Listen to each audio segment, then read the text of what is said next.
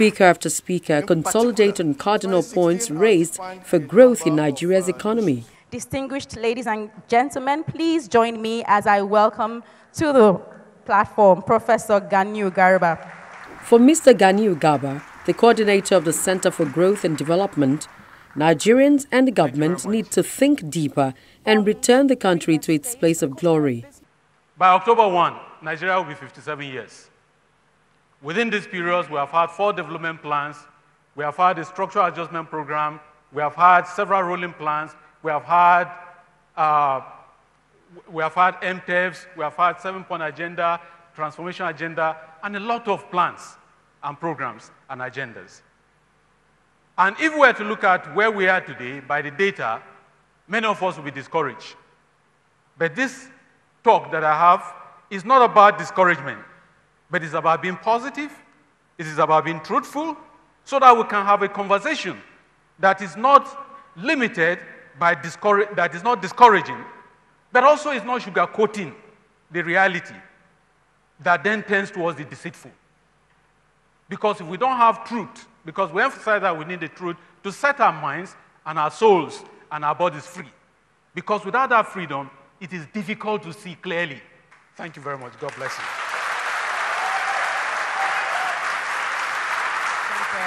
Please join me as we welcome Mr. Peter Obi.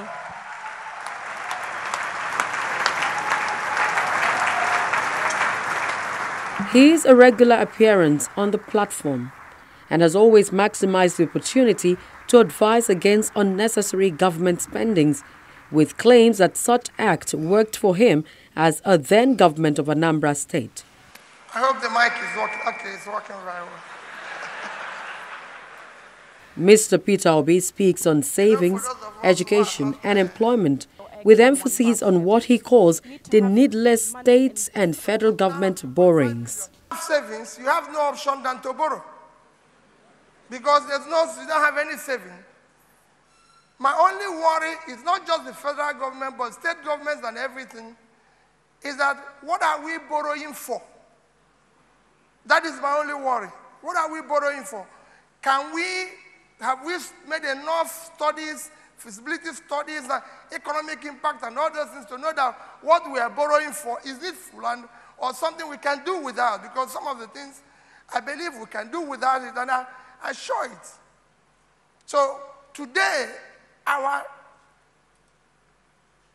debt service to revenue is almost 60% across the line of states and everything, even excluding other contractual obligations, especially in the state level, and people are still borrowing. My question is, what are we borrowing for? And I'll give an example with the issue of airport. We had borrowed to build new terminals in the airport. Maybe when we negotiated the loan, it was good. But as a businessman, even if you negotiate a loan yesterday to borrow it and you find out that things are not working, you renegotiate it. We've borrowed to build 4 new airport terminals across the country. My question is, are they viable? Would they pay themselves back? We all know that 80% of our traffic comes from Lagos Airport today. And I said with every sense of sincerity, the airport we have in Lagos is one of the biggest airports in Africa today. All we need is to fix that one to be functional first.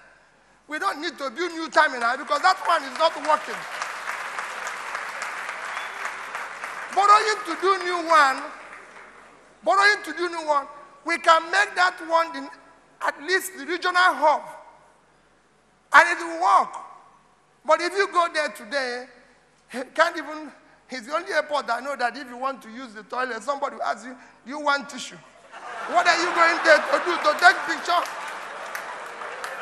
What does you think you're going there to do? To go and take picture?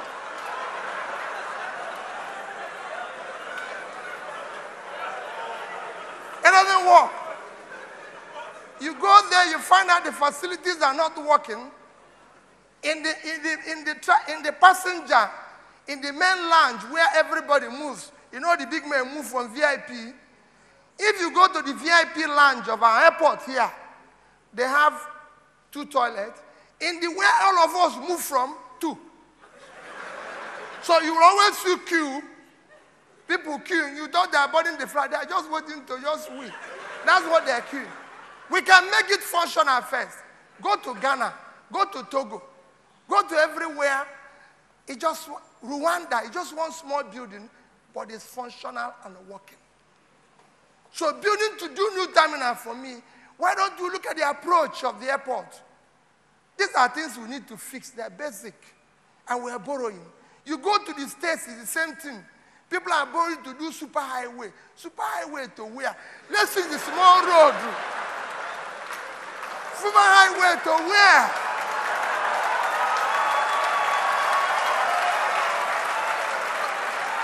What we are saying is that we don't have road to, we don't have small rural roads to reach to their village. That's what we need. If we can get that, that is enough.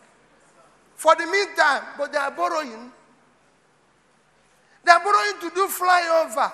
When the main road is not good, why are you doing the flyover? Where are we flying to? We want the road to be good. But they are borrowing to do flyover. That is what you see in this country.